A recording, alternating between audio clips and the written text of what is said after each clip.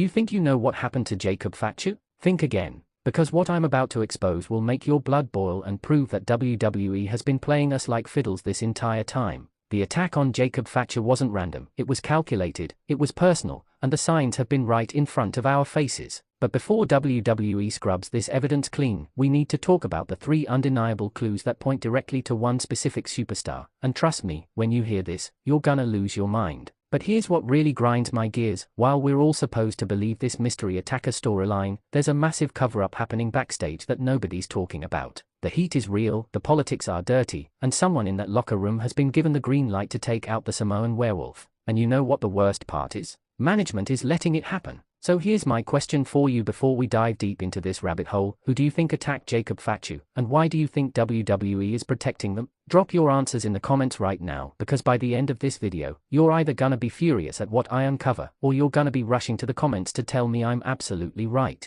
Now, let's rewind to where this all started going sideways. Jacob Fatu, the most explosive addition to the bloodline, the guy who brought legitimate street cred and in-ring brutality that made Roman Reigns' faction feel unstoppable again. But here's the thing about professional wrestling that casual fans don't understand. When you're that good, when you're getting that much organic pop from the crowd, you become a threat. Not to the storyline, to the egos backstage. The first sign that something was brewing came 3 weeks before the attack. Pay attention to this because WWE hoped you wouldn't notice. During a house show in Indianapolis, a non-televised event that doesn't make the highlight reels, there was an incident. Jacob Fatu was scheduled for a 20-minute match, absolutely tearing the house down like only he can. But the match got cut to 12 minutes. Why? Because someone backstage complained that Fatu was getting too much shine, that his performance was overshadowing the planned main event angle. Now, who was in that main event? I'll give you 3 guesses, and the first 2 don't count. This is where the booking politics get nasty, folks. When you've got veterans who've held those top spots for years, suddenly seeing a relative newcomer getting standing ovations and holy s chants, that creates heat.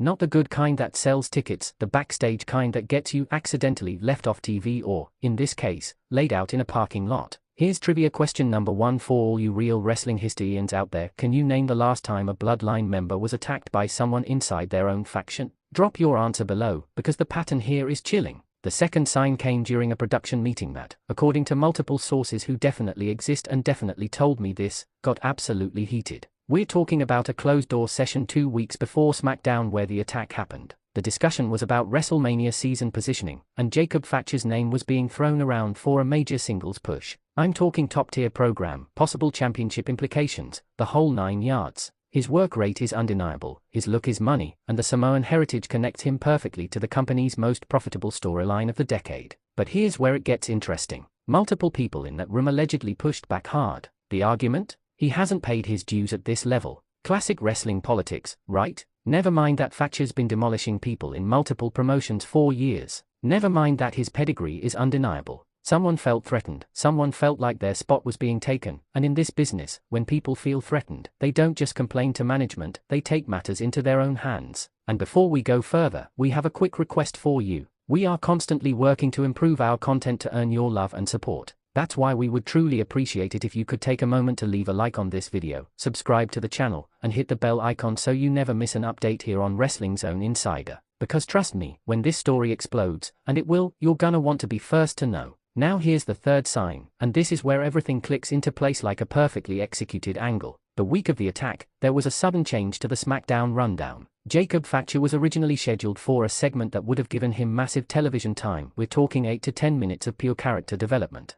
But that segment got mysteriously cut and replaced with a backstage interview that lasted 90 seconds. 90 seconds. For a guy who should be getting the rocket strapped to his back. The person who benefited from that time slot change? The same person who allegedly had problems with Fatu's house show performance. The same person who was in that WrestleMania planning meeting. The same person who has a history of backstage politics and protecting their position at all costs. I'm talking about someone who's been in the main event scene for years, someone who's had their share of real-life controversies about how they handle competition, someone who's known for having serious influence with the bookers. And here's what absolutely infuriates me about this entire situation: WWE management is playing along. They are booking this mystery attacker angle like it's genuine storytelling, when backstage, everyone knows what really went down. Think about the timing. Jacob Fatu gets attacked the same week his big segment gets cut. the same week that rumors are swirling about a potential face turn for him that would have positioned him as a sympathetic babyface heading into Royal Rumble season? That's not coincidence, that's coordination. Here's your second trivia question, and this one's gonna separate the marks from the smart fans. What year did WWE last have a mystery attacker storyline that actually paid off with a satisfying reveal? Comment below, because I guarantee most of you are drawing a blank right now. Now let's talk about the actual attack footage, because WWE is banking on you not analyzing this frame by frame. The attacker wore all black, kept their face covered, and used a weapon that left Fatu legitimately injured enough to write him off TV for weeks. But here's what the camera accidentally caught, and I use that word loosely because nothing in WWE is truly accidental. A glimpse of the attacker's ring gear under that black clothing.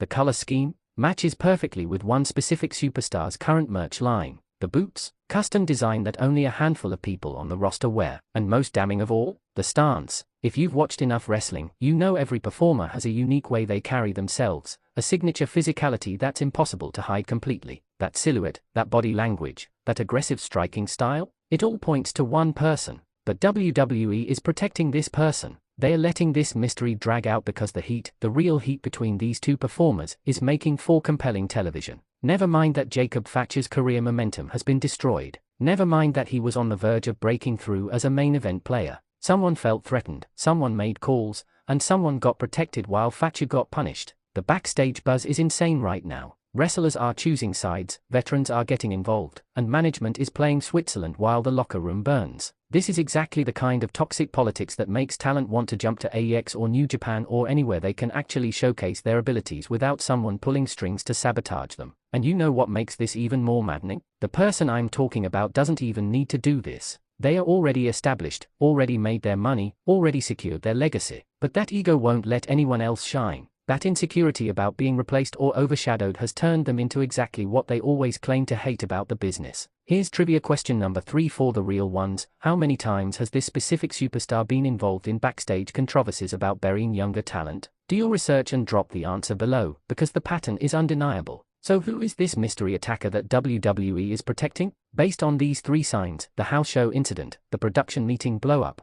and the segment time theft, combined with the physical evidence from the attack footage itself, all roads lead to one conclusion. And before I say the name, remember, this isn't about personal dislike, this isn't about fan wars, this is about pattern recognition and understanding how wrestling politics really work. The signs point directly to, actually, you know what? WWE's legal team is probably already drafting cease and desist letters, but the truth needs to come out. The evidence suggests someone who had the motive because Fatu threatened their position, had the means because they have booking influence, and had the opportunity because they were in the building that night with access to catering, production areas, and the parking lot. This whole situation is a masterclass in how wrestling politics can destroy someone's momentum before they even get started. Jacob Fatu should be main eventing right now. He should be in programs with Roman, with Cody, with whoever's holding gold. Instead, he's on the shelf, his push is frozen, and WWE gets to play this mystery game while protecting someone who should be elevating new talent, not burying them. The booking consequences of this are massive. If Fatu comes back and they don't give him a proper revenge angle, if they don't let him get his heat back and then some, his credibility is shot. The Samoan werewolf gimmick only works if he's presented as unstoppable. Getting jumped in a parking lot and then coming back as just another mid-carder? That's character assassination. And here's what really should make every wrestling fan angry. This could have been avoided. Management could have said no to the politics. They could have protected their investment in Fatu. They could have told certain veterans to get over themselves and help build the next generation. But instead, they chose the path of least resistance, letting egos run wild and talent get wasted. So let me ask you, the Wrestling Zone insider community, are you gonna let WWE sweep this under the rug? Are you gonna accept this mystery angle without demanding accountability? Drop your thoughts in the comments right now. Tell me if you agree with my analysis, tell me if you think I'm connecting dots that aren't there, tell me who you think is responsible for this calculated attack on Jacob Fatu's career. And if you're as furious as I am about this situation, share this video. Get it in front of every wrestling fan who thinks they understand what's really going on. Let's create enough noise that WWE can't ignore this anymore. Let's demand that Jacob Fatu gets the push he deserves and that the backstage politics stop destroying young talent. The evidence is clear, the signs are undeniable, and the truth is going to come out one way or another.